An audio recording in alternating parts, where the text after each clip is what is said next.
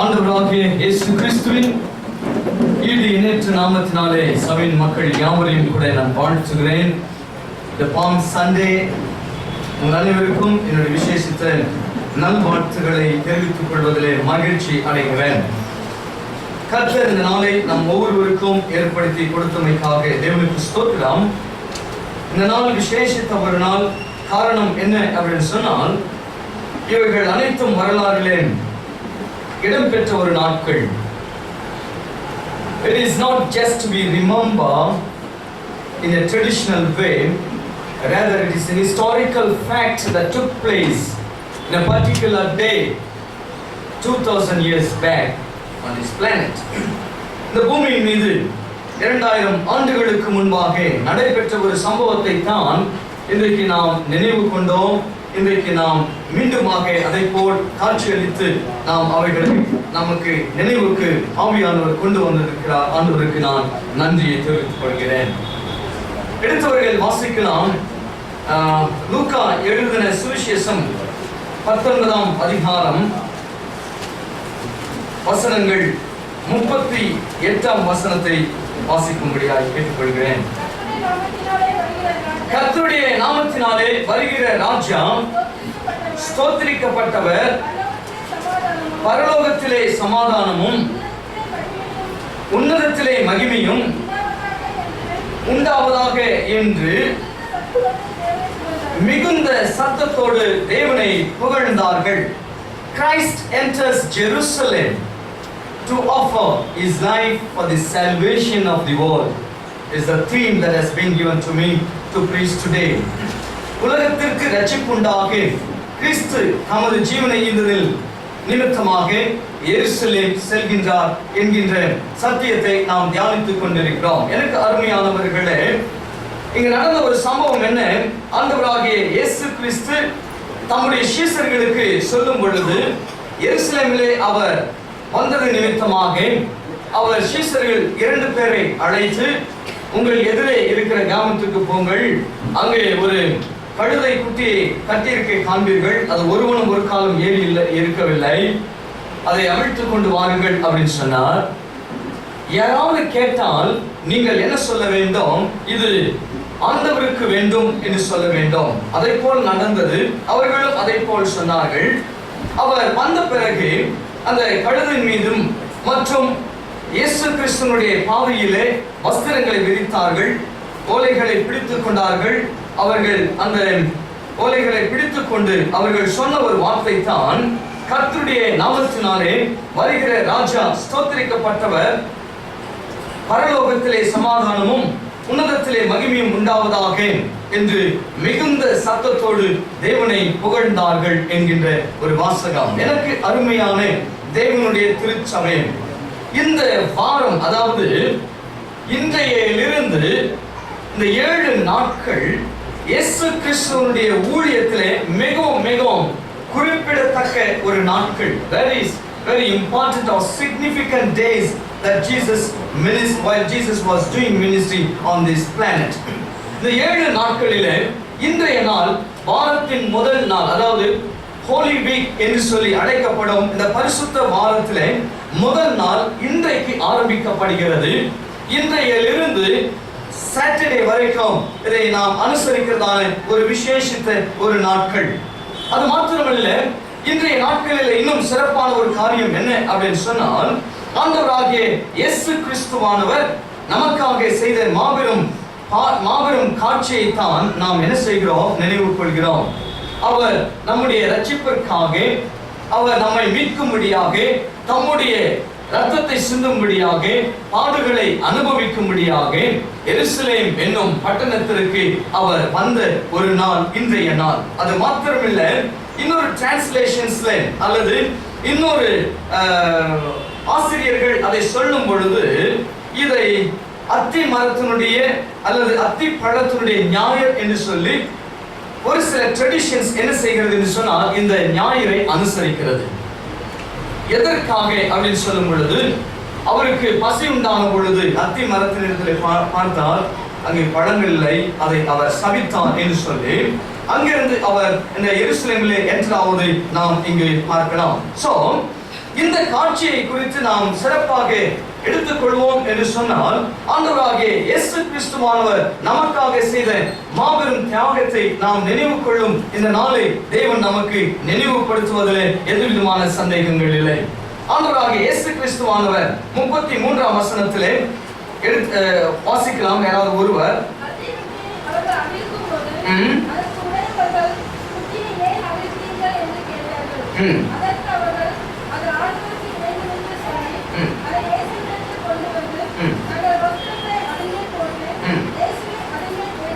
தங்கள் வஸ்திரங்களை அதன் மேல் போட்டு இயேசுவை அதன் மேல் ஏற்றினார்கள் என்கின்ற வாசகம்.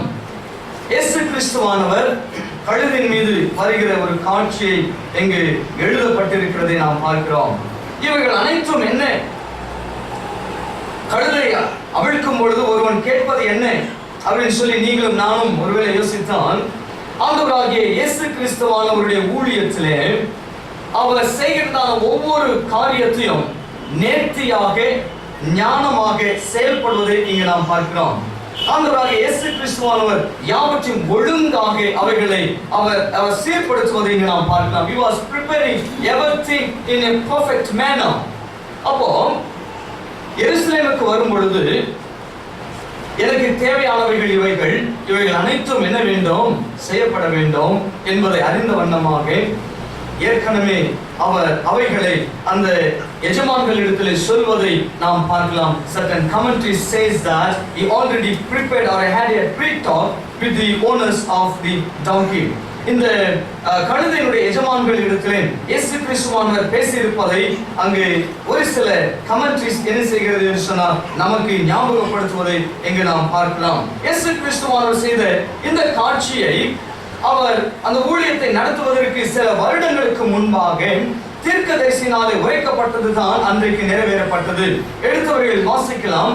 சகரியாவின் புத்தகம் 9ஆம் அதிகாரம் 9ஆம் வசனம். The book of Zechariah chapter 9 verse 9.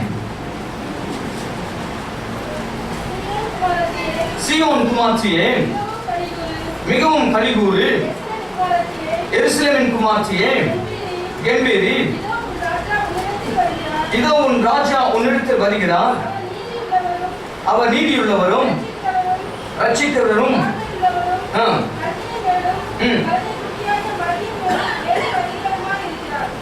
அவர் கழுதையின் மேலும் கழுதையின் குட்டியாக மலின் மேலும் ஏந்தி வருகிறவராக இருக்கிறார். ஏற்கனவே உரைக்கப்பட்டதான சத்தியம் prophecy was fulfilled on that particular day. கழுதை என்கின்ற வார்த்தை இந்த நாட்களிலே இன்றைய வாரத்திலே மிகவும் பிரசித்தமாக இருக்கிறது. We don't remember donkey at all throughout our years, but today we remember. கழுதை நாம் ஒரு காலம் ஞாபகப்படுத்திக் கொள்வதே கிடையாது. கழுதை அப்படின்னு சொன்னால் உங்களுக்கும் பிடிக்காது, எனக்கும் பிடிக்காது, நம்ம பிள்ளைங்களுக்கும் பிடிக்காது. யாராவது சொல்லியிருக்கிறீங்களா? யாராவது உங்களுக்கு சொல்லியிருக்கிறாங்களா? Very difficult. we don't accept that. ஆனால் சில நேரம் நம்ம பிள்ளைங்களை கழுதை அப்படின்னு சொல்லி திட்டுறது உண்டு. ஏன் அந்த வார்த்தையை நாம் பயன்படுத்திக்கிறோம் அப்படின்னு சொன்னால், the donkey that we counted is not so honorable. ரொம்ப கனத்திற்குரிய ஒரு ஒரு ஒரு மிருகமாக அதை நாம் கருதுவதில்லை. சிங்கம் என் பையன் தான் சொன்னேன். சிறுத்தை அப்படின்னு சொல்வதில் நாம் மகிழ்ச்சி அடைவோம். சரிதானே? நம்ம பிள்ளைகளை சிங்கத்திற்கும் நம்ம பிள்ளைகளை சிறுத்தைக்கும் ஒப்பிட்டு பேசுவதில் மகிழ்ச்சி. என் பையனை நான் அப்படிதான் சொன்னேன். அவன் ஏதாவது சொன்னான்னா அவன் சிங்கம் அப்படின்னு ஏன் சொல்றான் அப்படின்னா, அவ்வளவு பலன் இருக்கிறதுனால நாம் என் பையன் கழுதை அப்படின்னு சொல்லுவேன். நான் எனக்கு பிடிக்க. இதுல ஒரு வேடிக்கையான ஒரு விஷயம் என்ன அப்படின்னு சொன்னால், கழுதை மீது ஏறினவர்கள் இங்கு உண்டா அப்படின்னு சொல்லி நான் யோசித்தேன். அது முடிந்த பிறகு நீங்க என்னோட பேசலாம். என் அடுத்த பிரசங்கத்தில் அதை நான் சொல்லுவேன். ஏறி இருக்கிறாங்க கழுதை மீது ஒரு சில கூட்டம் உண்டு. ஆனா நம்ம அனைவருக்கும் ஒரு அனுபவம் என்னன்னா, குதிரை மேல ஏறின ஒரு சில பேருக்கு அந்த அனுபவம் இருக்க, மற்றவங்க எருமை மேல இருக்கிற அனுபவம். கிராமங்களிலே நாம் போவோம் அப்படின்னு சொன்னா, ஊர்களில் இருந்து வரும் பொழுது நாம் அனைவரும் இல்லை, ஒரு சில பேர் நாம் என்ன செய்வோம், சிறு பிள்ளைகள் எறும்பு மீது அல்லது பசு மீது ஏறி என்ன செய்வோம் தெரியல. நீங்க உங்களுக்கு நண்பர் இருக்காங்க, நான் எறும்பு மேல ஏறி ஏன் அப்படின்னு சொன்னா நமக்கு குதிரை கிடையாது. இரண்டாவதாக இந்த எருமை மீது ஏறுவதற்குரிய ஒரு அனுபவம் என்னன்னா, சரி பார்ப்போமே எருமை மேலே ஏறி சவாரி பண்ணா எப்படி இருக்கும் அப்படின்னு சொல்லி என்னுடைய சிறு வயதுல அதை நான் பிராக்டிஸ்ல கொண்டு வந்தேன். ஒரு முறை ஏறி பார்ப்போம் அப்படின்னு சொல்லி ஏறினேன். ஆனால் நான் ஏறதுனால யாருமே என்னை ரொம்ப ரெஸ்பெக்ட் பண்ணவே இல்லை. எருமை மேல வந்திருக்கான்னு சொன்னாங்களே தவிர, ஐயோ எருமை மேல வந்திருக்கிறாரு ஜான்சன் அப்படின்னு ஒருத்தனும் சொல்லவில்லை. என்ன நடந்தது அப்படின்னு சொன்னால், எருமைக்கு நமக்கு அந்த ஒரு ஸ்டேட்டஸ் கொடுக்கும் பொழுது, கழுதையினுடைய விஷயத்திலும் கூட அநேக காரியங்களை நாம் யோசித்து பார்க்கும் பொழுது அவர் கழுதின் மீது ஏறி வந்திருக்கிறார். என்ன விஷயங்கள் அப்படின்னு சொல்லும் பொழுது, அதுல ஒரு சத்தியத்தை அழகாக அவர் தீர்க்கதரிசி ஏற்கனவே வாசித்ததான சக்கரியா 9:9 சொல்லுகின்றார். அவர் குதிரை மீது வரவில்லை, ஆனால் கழுதின் மீது வந்திருக்கிறார் என்று சொன்னதற்கு அர்த்தம் என்னன்னா, அவர் தன்னை தாழ்த்தினார் அப்படின்னு சொல்கின்றார். அல்லேலூயா சொல்லுவாங்களா? அவர் தன்னை தாழ்த்தினார். அதனால குதிரை அவரால் வாங்க முடியாதுன்னு சொல்ல முடியாது. He can hire horse for that particular day. அந்த நாளுக்கு குதிரையை அவர் என்ன செஞ்சிருக்கலாம் அப்படின்னு சொன்ன வாடகைக்கு வாங்கி இருக்க முடியும். ஆனால் செய்தி அது கிடையாது. That is not the message for us. The message is this: Jesus Christ was the Son of God. He was riding on donkey so that he humbles himself for your sake and for me, to save me and you.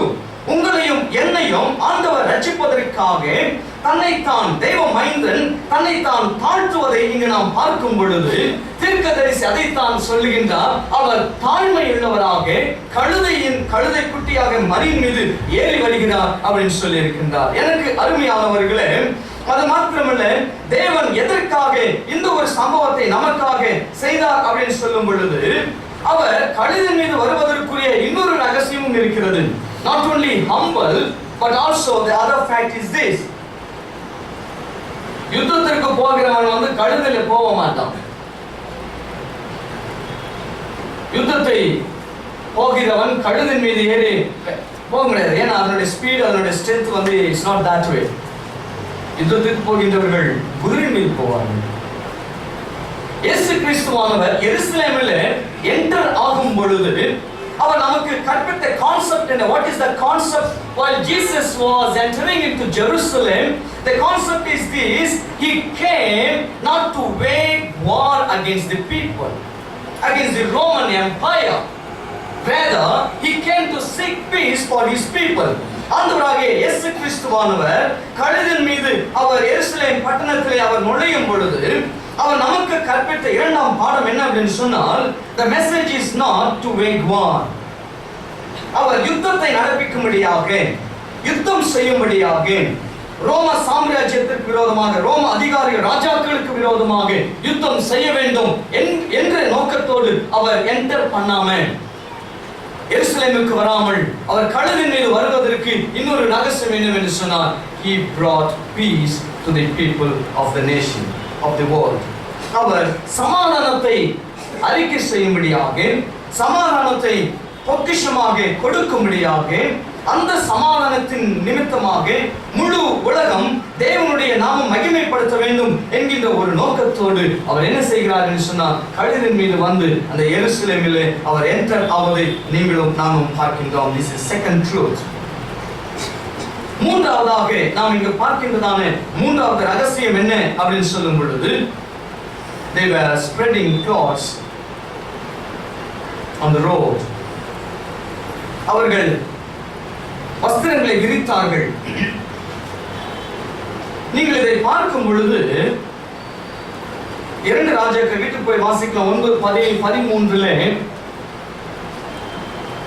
ஒரு ராஜா, ஒரு நபர் ராஜாவாக முடிசூட்டப்படும் பொழுது, அவர் யுத்தம் செய்து அல்லது ராஜாவான பிறகு அந்த ஊருக்கு வரும் பொழுது அவரை மகிமைப்படுத்தும்படியாக, அவருடைய ராஜ்யத்தை ஏற்றுக்கொள்ளும்படியாக என்ன செய்கின்றார்கள் அப்படின்னு சொன்னால் வஸ்திரங்களை அங்கு போடுவதை நாம் பார்க்கலாம். saying that they accept him as a king, they accept him as the king of their nation. அவருடைய தேசத்திற்கு அவர் தன்னுடைய ராஜாவாக அவர்கள் என்ன செய்கின்றார்கள் என்று சொன்னால் ஏற்றுக்கொள்கின்றார்கள். it is a sign. அப்போ இயேசு கிறிஸ்துவானவர் எருசலேமிலே அவர் வந்த பொழுது மக்கள் வஸ்திரங்களை விருப்பதற்குரிய காரணங்கள் என்ன அப்படின்னு சொன்னால் இயேசு கிறிஸ்துவானவரை அவர்கள் ராஜாவாக ஏற்றுக்கொண்டார்கள். அவர்கள் ராஜாவாக ஏற்றுக்கொண்டதன் நிமித்தமாக அவர்கள் என்ன செய்தார்கள்? தங்களுடைய வஸ்திரங்களை அங்கு போடுவதை இங்கு நாம் பார்க்கிறோம். That's a third truth. அதன் பிறகு நடந்த சம்பவங்களில் தான் உன்னதத்திலே இருக்கிற தேவனுக்கு மகிமை உண்டாவதாக ஓசன்னா என்கின்ற பாடல்களுடைய சத்தத்தை இங்கு நாம் பார்க்கிறோம். தேவனை மகிமைப்படுத்தும் ஒரு வேளை, ஆண்டவர் செய்த மாபெரும் தியாகத்தை நினைவு கொள்ளும் ஒரு நாள். அந்த நாளிலே இயேசு கிறிஸ்துவானவர் தம்முடைய பிள்ளைகள் அல்லது தம்முடைய ஃபாலோவர்ஸ் அனைவரும் இயேசு கிறிஸ்துவானவரை ராஜாவாக ஏற்றுக்கொண்டு கரகோஷங்களையும் அவர்கள் தங்களுடைய சத்தத்தை உயர்த்தி ஆண்டவரை மகிமைப்படுத்தினதை இங்கு நாம் பார்க்கலாம். அப்போ இயேசு கிறிஸ்துவானவர் நமக்காக செய்த ஒரு காரியம் என்ன அப்படின்னு சொல்லும் பொழுது, அவர் ராஜாவாக வந்ததின் நோக்கம் உங்களையும் என்னையும் ரட்சிப்பதற்காக, to offer his life as ransom for many. அநேகருக்கு தன்னுடைய ஜீவனை பலியாக கொடுக்கும்படியாக, அநேகரை தன்னுடைய ஜீவன் மூலமாக மீட்டுக் கொள்ளும்படியாக அவர் அந்த பட்டணத்திற்கு வருவதை நாம் பார்க்கலாம். அவர் அது மாத்திரமில்லை, அவர் ஒவ்வொருவரையும் தேவனுடைய ராஜ்யத்திற்கு சமீபமாக்கும்படியாக அந்த பட்டணத்திலே அவர் வந்திருப்பதை நாம் பார்க்கலாம். அப்போ இவைகள் அனைத்தும் இயேசு கிறிஸ்துவானவர் எதற்காக செய்திருக்கிறார்? கழுதின் மீது வராமல் இருக்கலாம் இல்லையா? வஸ்திரங்கள் போடாமல் இருக்கிறான் இல்லையா? நாம் இன்றைக்கு நம்முடைய கரங்களிலே குருத்தோல்களை பிடித்துக் கொண்டோம். அன்றைக்கு அவர்கள் அந்த குருத்தோல்களை பிடித்துக் கொண்டிருந்தார்கள். அது இல்லாமலே அவர்கள் என்ட்ரு பண்ணியிருக்கலாம் இல்லையா இயேசு கிறிஸ்துவானவர்? You should know one truth. The truth is this: Jesus didn't enter into Jerusalem for the first time. இயேசு கிறிஸ்துவானவர் எருசலேமுக்கு முதல் முறையாக போகவில்லை. இயேசு கிறிஸ்துவானவர் எருசலேமுக்கு மாத்திரமல்ல, மக்கள் இயேசு கிறிஸ்துவை முதல் முறையாக பார்க்கவில்லை. அப்ப நடந்த சம்பவம் என்ன அப்படின்னு சொன்னா, எத்தனை முறை இயேசு கிறிஸ்துவானவர் எருசலேமுக்கு போயிருக்கிறாரு, எத்தனை முறை மக்கள் இயேசு கிறிஸ்துவானவரை பார்த்திருக்கிறார்கள். ஆனால் இந்த நாள் 2000 ஆண்டுகளுக்கு முன்பாக இந்த நாட்களிலே நடந்தது போல ஏன் நடந்தது? எதற்காக கழுதையை கொண்டு வாங்க அப்படின்னு சொன்னார்? எதற்காக அதில் அவர் ஏறுகின்றார்? எதற்காக அவர்கள் வஸ்திரங்களை விரித்தார்கள் அப்படின்னு சொல்லும் பொழுது, he wants to teach a truth to the people. மக்களுக்கு சத்தியத்தை சொல்லும்படியாக, உணர்த்தும்படியாக அவர் என்ன செய்தார் என்று சொன்னார்? இந்த காரியத்தை என்ன எல்லாவற்றையும் சில சமயங்களிலே நம்முடைய வாழ்க்கையிலே நம்ம பார்க்கலாம். we could see that in our experience. நம்முடைய அனுபவத்தில் இதை பார்க்கலாம். நீங்க சில பேர் சொல்லி பாருங்களேன், எந்த ஒரு நல்ல போதனைகள் செய்யுங்களேன், அவங்க ஒரு தவறு செய்யறாங்க, அந்த தவறுகளிலிருந்து அவர்களை சரி பண்ணி கொண்டு வரணும்னு சொல்லி நீங்க முயற்சிக்கும் பொழுது நீங்கள் ஒரு வார்த்தைகளை சொல்வீர்கள், போதனைகள் செய்வீர்கள், நல்ல வார்த்தைகளை பேசுவீர்கள். This is known as spoken words. சொல்லப்பட்ட வார்த்தைகள். எத்தனை முறை சொல்றீங்க? பிள்ளைகள் கேட்கல அல்லது மற்றவர்கள் கேட்கவில்லை அப்படின்னு சொன்னால் அதை நாம் என்ன செய்வோம் அப்படின்னு சொன்னா, நீங்களும் நானும் செய்ய போற காரியத்தை சிம்பாலிக்காக நாம் என்ன செய்வோம்? அடையாளமாக சில காரியத்தை செய்வது உண்டு. அந்த அடையாளம் என்ன? நம்ம பிள்ளைங்களுக்கு நம்ம சொல் பேச்சு கேட்கல, எத்தனையோ முறை சொல்றீங்க, வெளியே போயிட்டு சண்டை போடாத, வீட்டில் உட்கார்ந்து படி, இப்படி நல்ல போதனைகள் நம்ம பிள்ளைகளுக்கு நாம் சொல்லும்போது அவங்க கேட்கவே மாட்டேன்றாங்க இல்லையா? கேட்கல அப்படின்னு சொன்னா இரண்டாவது ஸ்டெப் என்ன எடுப்போம் அப்படின்னா, ஒரு குச்சியை கொண்டு வந்து டேபிள் வைப்போம். ஸ்டிக், வேற ஒண்ணுமே கிடையாது.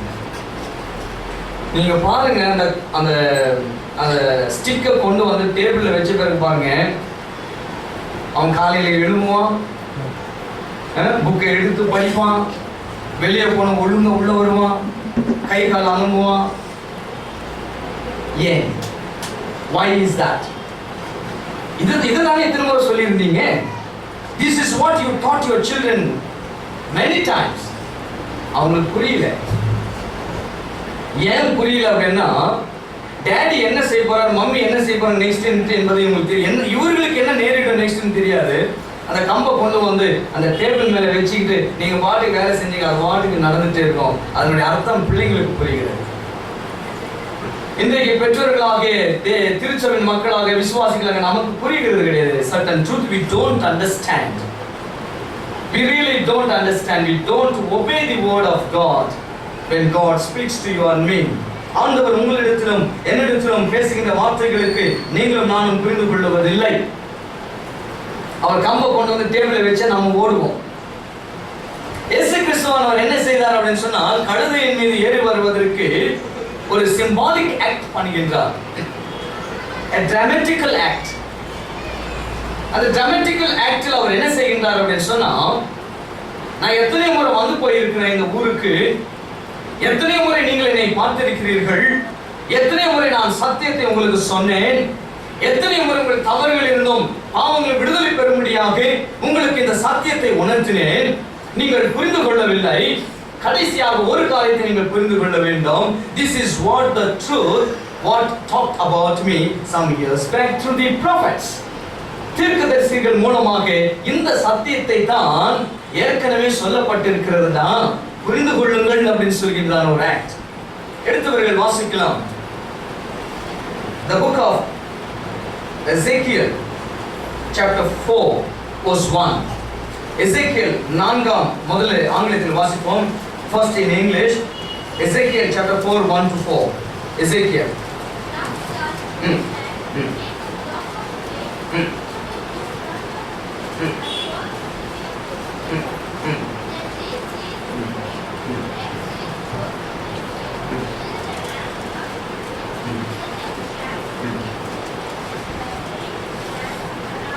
Thank you so much. தமிழில் வாசிப்போம். 4 வசனம். எசேக்கியேல் 4 அதிகாரம் முதல் வசனம். மனுபுத்திரனே,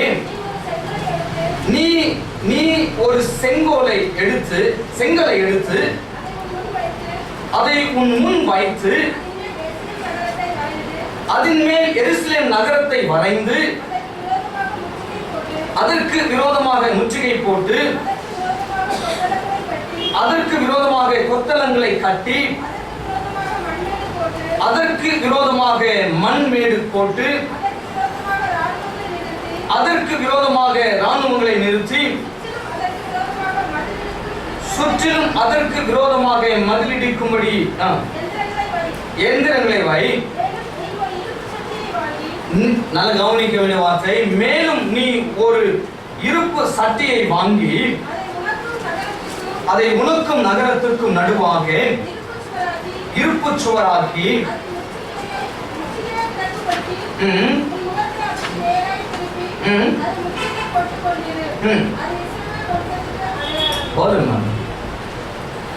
ட்ரூத் வந்து பிளைனா சொல்லலைங்க, சொல்லி இருக்கிறாங்க. ஆண்டவர் தீர்க்கதரிசியாக எசேக்கியேல் மூலமாக இஸ்ரவேல் மக்களோடு எத்தனை முறை பேசினார், எத்தனை முறை சொன்னார். இந்த மக்களுக்கு புரியவில்லை.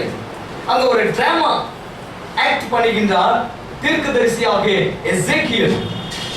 அவருக்கு சொன்ன ஒரு செய்தியை இவர்களுக்கு எப்படியாக புரிய வைக்கிறார் அப்படின்னு சொன்னா, ஒரு செங்கலை கொண்டு வந்துட்டு, நீங்கள் இப்பொழுது இமேஜினேஷன்ல போக வேண்டும். you should imagine this act.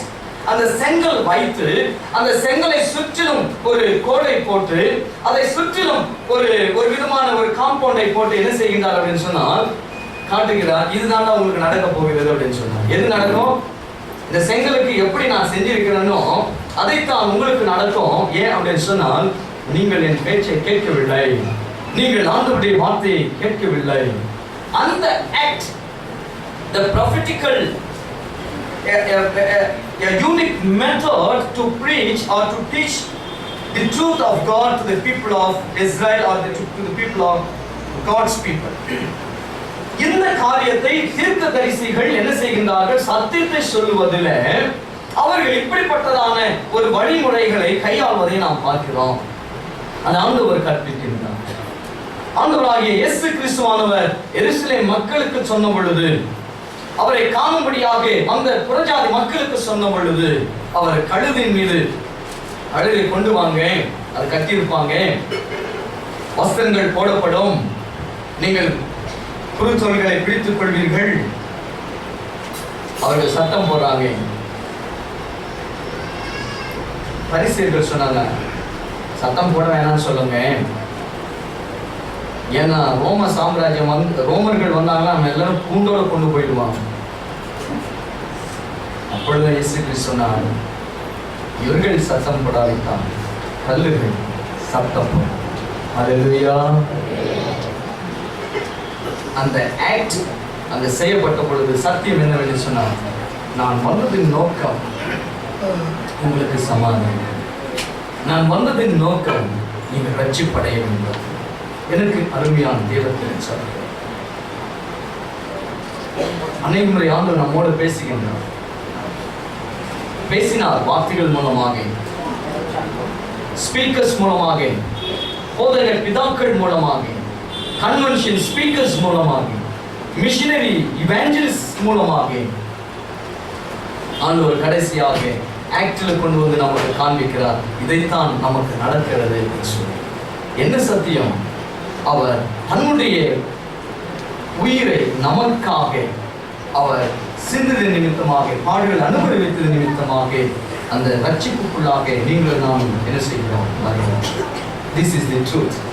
This is what the Palm Sunday talks about. Jesus entered Jerusalem to offer himself, to offer his life, to give salvation to the whole world. உலகத்திற்கு ரட்சிப்புண்டாகும்படியாக இயேசு கிறிஸ்துவான் எருசலேமுக்கு வந்தார். அவர் வரல அப்படின்னு சொன்னார், ரட்சிப்பு இல்லை. தலைகளை தாழ்த்தி செபிப்போம். எங்களை நேசிக்கிறேன் ஆண்டவரே, நீ எருசலேமுக்கு வரல அப்படின்னு சொன்னார். வரவில்லை என்றால் எங்களுக்கு ரட்சிப்பு இல்லை. இன்றைக்கு நீ வந்ததின் நிமித்தமாக, அந்த சிம்பாலிக் ஆக்ட் செய்ததின் நிமித்தமாக நாங்கள் புரிந்து கொண்டோம், என்னையும் என் மனைவி, கணவன், பிள்ளைகளையும், எங்கள் இன்ன பந்துக்களையும் ரட்சிக்க வேண்டும் என்கின்ற நோக்கத்தோடு 2000 ஆண்டுகளுக்கு முன்பாக உங்கள் ரத்தத்தையும் வேர்வையாக சிந்தினதற்காக நன்றி. நீர் எங்களுக்காக வந்து நாங்கள் உம்முடைய தியாகத்தை நினைவு கொண்டு இந்த நாட்களிலே உம்மை குறித்து புகழ்ந்து பாடுகிறோம், மகிமை செலுத்துகிறோம். எங்கள் பாடல்கள், எங்கள் வாழ்க்கை ஆராதனை உமக்கு பிரியமாக இயேசுவின் நாமத்தில் நான் ஜெபிக்கிறோம் பிதாவே.